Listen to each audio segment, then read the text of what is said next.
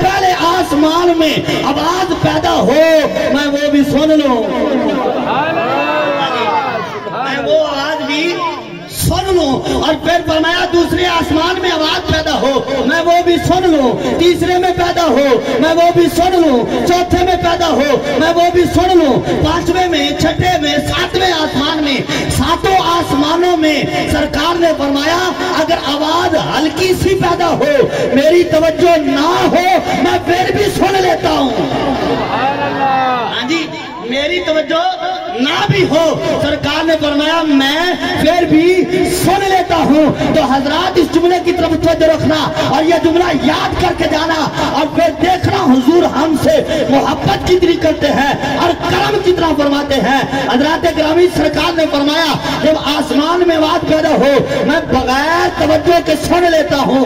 پہلا آسمان 500 سال کی مسافت ہے، پھر موٹائی اتنی ہے، پھر آگے اتنا ہی سفر بڑھتا بڑھتا اگر ساتویں آسمان کو دیکھیں تو یہ 700 سال کی مسافت یہ ساتواں آسمان بنتا ہے۔